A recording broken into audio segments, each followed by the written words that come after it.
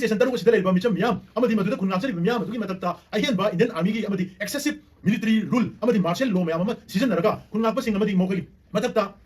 hard pa yauna pa ba punba tong matam tong ngam na bagi mapangan haftal isina di India government na hariba police station asida natan manipur miyam maruna yellow mi mitay miyam gi matakta India government na lautok tab lana ma kuki gi lana sigi marumda safar abra haiba si kasi manipur miyam na chingne kokomi na chingne maling gi lemai dagi mutat pro constitution dagi mutat pro masi completely repeal to pro haiba si naga gi singna singna manipur gi miyam singna handan koi law ga lakra por mani maling gi miyam su India government da masi colonial law ni madu por ma democratic India da masi thambagi mathok tade masi United Nations gi human rights council da handan critic tawra ga le por mani aduga haiba por si India na puri khawda sum yepa thamaga makoiga chakchu jat manadaba racially adugunaba discriminate tawba ma monga awang poki adugunaba manipur ma di tongan notice ki miyam singda ngal letana sigulaba draconian oiba inhuman oiba law ma handan koida aki tu jung pi badona sum lokthok lokshin sanari basina India na ekoi si India gi asengba citizen India gi asengba democratic institution amadi India gi constitution gi purview gi manung da leitaba leba amoina lawraba haiba singa si manipur miyam na chingai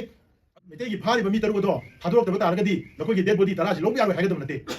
terrorist asibadugi kai tawda ga tu tongan ba por ma lejarangani tawdu phari ba lajadraba nupi amadi angang makoi taru se tek ta kaidana India government na makoi du rescue tawra kanda manipur miyam da sinaba haiba se India government gi kwaidagi tangai badana tawum to thabamani madu tawdana makoina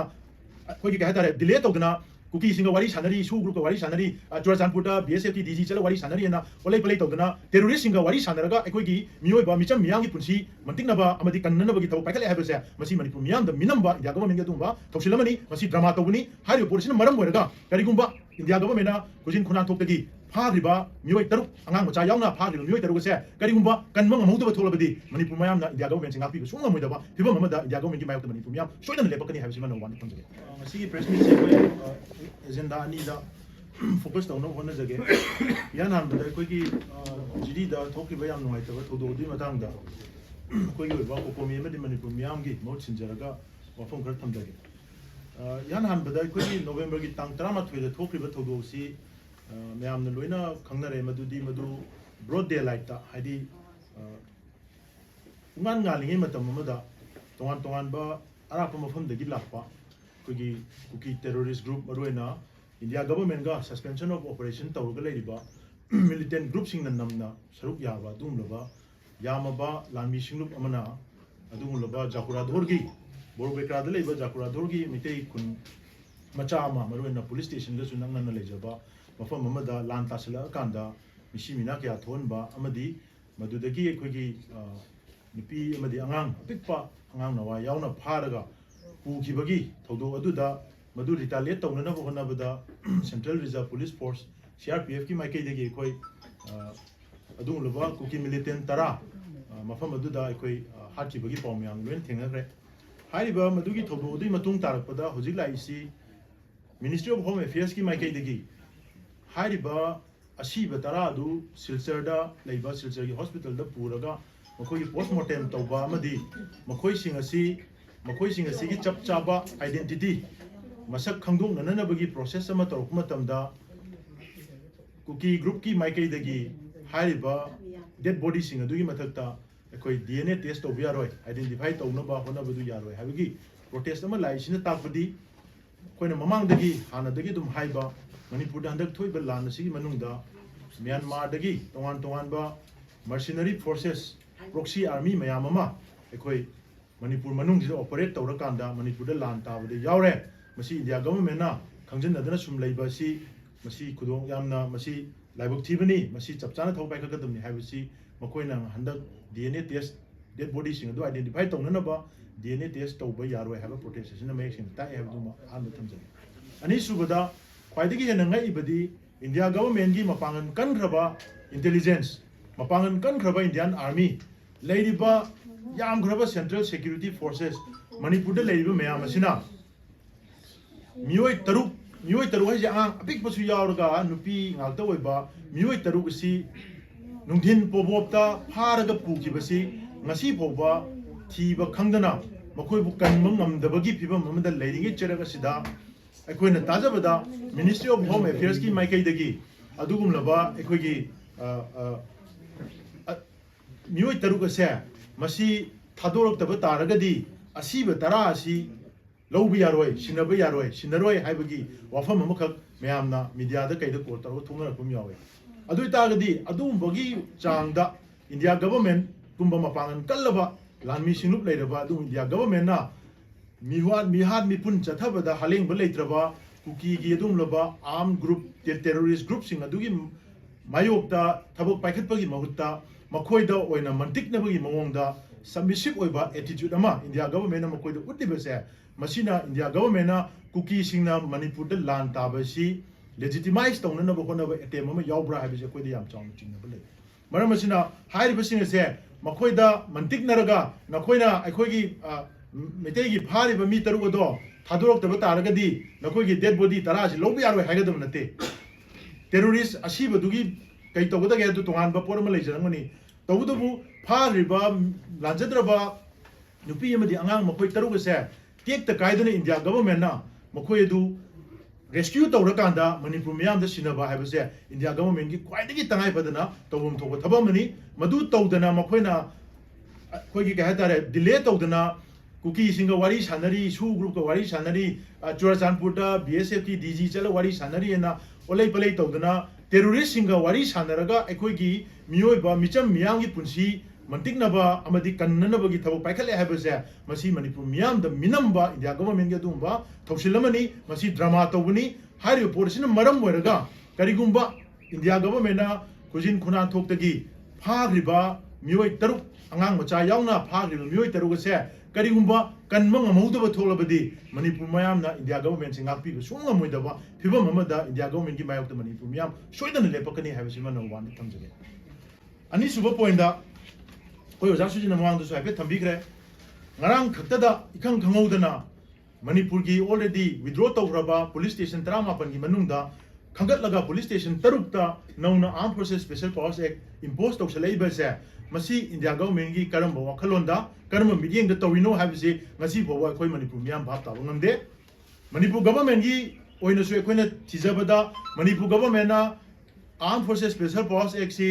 impose तौहनगे हाई तारगदी disturb area status अमा declare तौबा identify तौबा area अमा चंगी मधु Manipur government की side की कैबिनेट डिसीजन लौबा चीफ सेक्रेटरी ना डिसीजन लौखिबा ऑर्डर थोखिबगी डिस्टर्ब एरिया डिक्लेयर तौगे पोरम त अखोय उबो फंगदे अदुना ताकबदी पुलिस स्टेशन 3 असिदा ngasi इंपोज तौरैबा armed forces special powers act असे मसी न्यू दिल्ली ना नंफुदा मणिपुर गवर्नमेंट सिगी कांथोगा नमजलगा तौरपा अदु मखलगी इंपोजिशन नि मसी हाइरिबा पुलिस स्टेशन असे अखोय मणिपुर मियाम की मीटिंग ददी मसी इंडिया गवर्नमेंट ना पुलिस स्टेशन 3 असिदा प्रेसिडेंट रूल तौरे हाइदा अखोयना लौरोइदबो मरम लेते अदुना हाइरिबा फिबम असी नाकल अमरोम द अखोयनी येंग मतमदा हाइरिबा पुलिस स्टेशन 3 असिदा arm forces special powers act impose तौरगा फंगनिंगिबा पांदमसि कैनो मखोयना अचीव तौगे खलिबा पोटसि कैनो मसीना मखोयना लोशनगनी इरांग असि लोशनबदा मतेंग पांगनी न खलिसे कमाइना नो हाइबसि मणिपुर मियाम दा इंडिया गवर्नमेंट न चपचाना मदुगी एक्सप्लेनेशन अम पीबम चांगे मरंदी अखोयना येंजबा मीडियम ददी हौखिबा मेगी तांग अहुम दगी हौरगा ngasi बौ चथरैबा लान असिगी मनुंगदा arm forces special powers act impose तौरगा लेरिबा चिंगी जगह सिंगदगी कापकपा कुकी की मिलिटेंट सु ग्रुप त लेबा कुकी की मिलिटेंट सिंगना कापकपा नोंमै मरुना पानबदगी इंडिया की आर्मी 13 सिग्रे मधुदा असम राइफल हाटख्रे BSF हाटख्रे CRPF हाटख्रे अदुदा नतना मणिपुर पुलिस की SDPO मा यावना ऑफिसर मदि कांस्टेबल के आम हाटख्रे अदुमाइना हालिबा मफम arm forces special power act चु चनरगसु लेरिबा मफम अदुदा ngasi फौबदा सेंट्रल गवर्नमेंट अमदि इंडियन आर्मी की साइड की करम मखल की एक असि सिजनरगा करी थबक पाइकट किबा लेरबगे अखोई तंपाकी लेरिबा सरुक सिंह हौजी मोइना डिक्लेयर तौरिबा पुलिस स्टेशन 3 असिददी ngasi फौबदा हॉस्टाइल ओइबा सिचुएशन अमु लेते इंडियन आर्मी दा थ्रेटन तौबा इंडियन आर्मी दा नोंमै कापा इंडियन आर्मी दा नोंमै मरुमा पानखिबगी इंडियन आर्मी गा नोंमै पाइरगा मुंगनाखिबगी अदुम रेकॉर्ड अमफौ मेगी तांगोम दि ngasi फौबो लेबगी रिपोर्ट लेते अना करिसु अखोई हॉस्टाइल सु ओइदबा येंगबसु ओइदबा अदुगा चुमनगी मखोइना ngakpiba ngamdraba मखोइना थारैबा लानमी लिसिंग हुमफुदुना ngakpiba ngamdraba अखोइगी खुन नमदि खुनजा सिंग अदो मदु मसाना ngakथोक चननबगी अरैबा खुलाई पाइरगा खुन ngakचरिबा सिंग अदुगी मथक्ता अफस्वा इंपोज तौननबि मरमसि कैनो मसिना ताकपदि अते केंत नते कोकोमीना ममांग हाक्तकदगी लाउरगा लाक्पा थोइबा लानसे मसिदा बर्मादगी चंगसलक्पा फोरेनदगी लाक्पा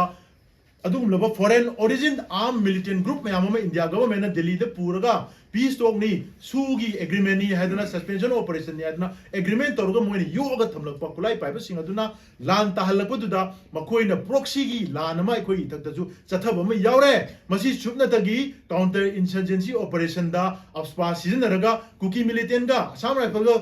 खुलिंगगा कोई लंबा पामिनरगा लान तौरमदु नतना ngасidi मणिपुर की मिचम मियाम की मथकता लान तारा असि फावबदा इंडिया की आर्मी ना इंडिया गवर्नमेंट ना मिनिस्ट्री ऑफ होम अफेयर्स ना मसी की मथकता थबक पैकेट पगी महुत्ता हेन दुम मपांगन हपसलकबो ओइना पुलिस स्टेशन तरुग सिदा लेरिबा मिचम मियाम अमदि मदुदा खुनगाचरि मियाम अदुगी मथकता अहेनबा इंडियन आर्मी की अमदि एक्सेसिव मिलिट्री रूल अमदि मार्शल लॉ मैम अमा सीजन नरगा खुनगाकप सिंग अमदि मोखगी मथकता हाथ यावना फाब पुनब तौनिंग मतमद तौब ngamnanabagi mapangan hapsal isinadi India government ना हारिबा पुलिस स्टेशन असिदा नतन मणिपुर मियाम मरुना येलो मी मितै मियाम की मथकता इंडिया गवर्नमेंट ना लाउथोक्तब लान अमा कुकी की लान असिगी मरुमदा चथर अब्रा हाइबसी खसी मणिपुर मियाम ना चिंगनै कोकोमी ना चिंगनै अनो हारिबा पोरसे अखोय अकंगनब मतम अमगी मनुंगदा इंडिया गवर्नमेंट ना मसी रिव्यू तौबा मणिपुर गवर्नमेंट ना मसी हंदोननबा थबक लोखटपासी याम तंगाई फदे अदुना मसी अखोय मणिपुर मियाम ना ख्वाइदगी अवांग थाकता कंडेम तौई इंडिया गवर्नमेंट ना ngasi su arm forces special powers एकबसी मणिपुर मियाम ना मालेम की लेमाइदगी मुथथ्रो कॉन्स्टिट्यूशन दगी मुथथ्रो मसी कंप्लीटली रिपील तौथोख्रो हाबसी नागा की चिन्नाव सिंगना मणिपुर की मियाम सिंगना हंजन हंजन अखोय लावगा लाखरबा पोरमनी मालेम की मियाम सु इंडिया गवर्नमेंट दा मसी कॉलोनियल लॉनी मधुब पोरमा डेमोक्रेटिक इंडिया दा मसी थंबगी मथौ तादे मसी यूनाइटेड नेशंस की ह्यूमन राइट काउंसिल दा हंजन हंजन क्रिटिक तौरगा लेरब पोरमनी अदुगा हारिब पोरसी इंडिया ना फुरिखाउदा सुम येप थमगा मखोइगा छकचु जात मानदबा रेशियली अदुगुलबा डिस्क्रिमिनेट तौब मानबा मोंगदा अवांग नोपोकी अदुगुलबा मणिपुर अमदि तोंगान तोंगान नॉर्थ ईस्ट की मियाम सिंगदा ngahang letana sigumlaba draconian oiba inhuman oiba law ma hanjan nanna ekoida aki tujung pi bodona sum lokthok loksin sanariba sina india na ekoisi india gi asengba citizen india gi asengba democratic institution amadi india gi constitution asigi purview gi manung da leitaba lebak amoina lorabra haiba singa si manipur miam na chingnei अदुना मधुगी पोरसे India government अथुबद मणिपुर मियाम द सेंगोफम थोई अस्पासी लौथोफम थोई मसी अखोय मियाम एक्सेप्ट तौब ngमोय हाइबा वाफम सि ngasi मीडिया की खुथांग दा इंडिया गवर्नमेंट की मफम दा अखोय थमजै